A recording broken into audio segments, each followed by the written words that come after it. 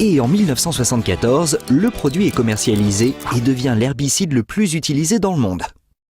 Actuellement, plus de 800 000 tonnes de glyphosate sont répandues chaque année. Rien qu'en France, 8 800 tonnes de glyphosate ont été vendues en 2017, soit environ 30% des 30 000 tonnes d'herbicides écoulées dans le pays. Le problème, c'est que le glyphosate n'est pas uniquement nocif pour les mauvaises herbes, il l'est aussi pour l'être humain. Et ça, c'est pas nouveau comme info. Des études scientifiques ont déjà démontré les effets nocifs du glyphosate. La principale préoccupation pour la santé humaine est un risque accru de... On a de la févrole, donc ça c'est une plante qui produit de l'azote, enfin qui va capter l'azote de l'air et la remettre dans le sol. Il y a aussi de la vesse, qui est aussi une légumineuse, donc qui capte l'azote de l'air. Donc maintenant vous allez me demander, mais quel est le rapport avec le glyphosate? En fait, sur ce champ, dans 15 jours, je vais semer mon blé. Et je vais semer mon blé, mais d'abord je vais appliquer ce glyphosate pour pouvoir justement tuer ce couvert et que mon blé puisse ressortir une fois que le couvert sera mort. Donc pour pouvoir utiliser ce genre de couvert, il faut que je dispose d'un désherbant total comme le glyphosate. Alors maintenant, la grande question c'est est-ce que ce glyphosate est dangereux? Donc ça, on a eu pas mal d'études qui nous ont montré que le côté cancérigène, oui, il y a un risque, mais il y a un risque pour les utilisateurs, les agriculteurs qui manipulent le produit pur. Que nous faisons, nous, agriculteurs français et européens, du glyphosate, c'est-à-dire que c'est un produit qui n'est jamais utilisé sur des cultures en place, il est toujours utilisé entre des cultures, il permet un désherbage presque total, c'est-à-dire qu'en gros il tue presque toutes les herbes, ce qui n'est pas forcément exact, il n'est pas capable de tout tuer les herbes, que depuis 2 ans nous avons des contraintes d'usage du glyphosate qui ont réduit sa dose très très fortement, on est limité aujourd'hui à l'équivalent en gros de 3 litres par an.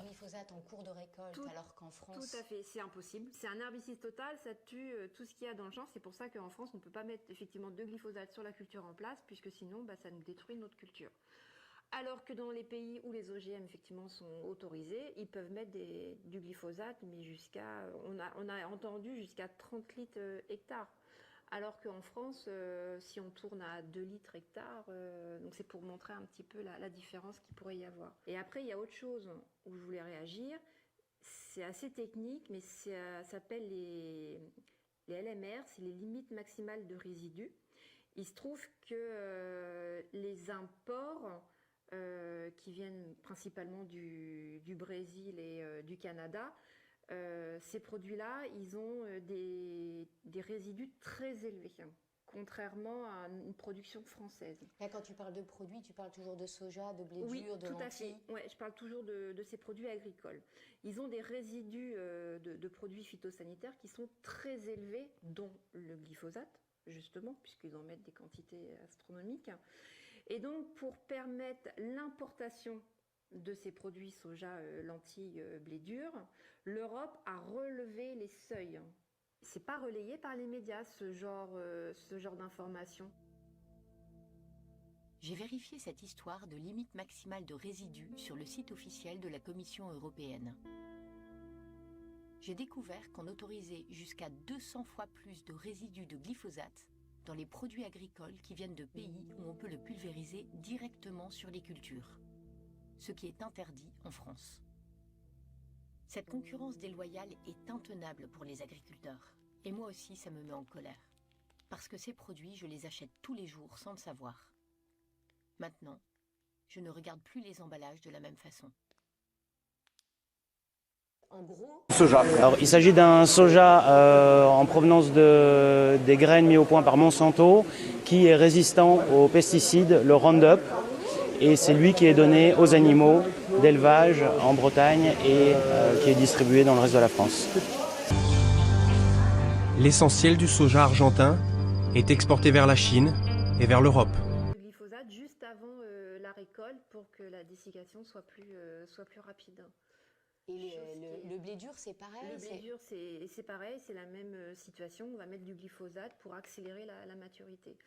Et si on reparle du blé dur, ça c'est pas dit dans les médias, on n'en a pas entendu parler, mais les Italiens ont refusé les lots de blé dur qui venaient du Canada parce qu'ils ont appris justement qu'il y avait des doses de glyphosate mis.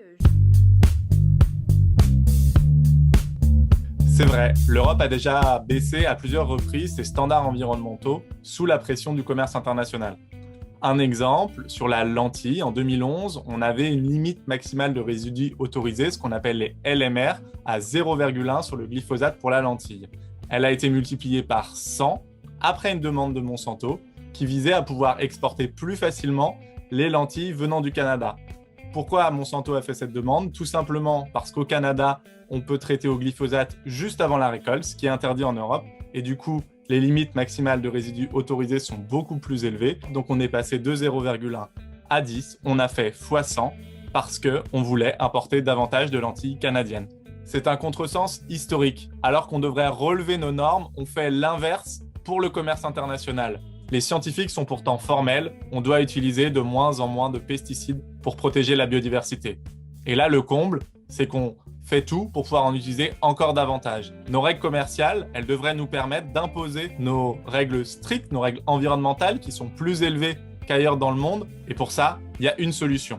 C'est un règlement européen sur les mesures miroirs qui soit adopté sous présidence française de l'Union européenne en 2022, c'est-à-dire d'appliquer nos standards de production pour nos agriculteurs européens, mais aussi pour tous les produits qui rentrent sur le territoire européen. Allez hop, on y va. On a bien de l'OGM où soit carrément c'est marqué sur les bons de livraison, étiquetage OGM, soit c'est marqué standard, ce qui veut dire OGM. Et on a le responsable de la mise en circulation, Louis Dreyfus compagnie, dont certains ont entendu parler dans la dernière émission de Cache Investigation. Voilà, donc on sait que c'est du produit qui vient du Brésil, OGM, traité en végétation au glyphosate.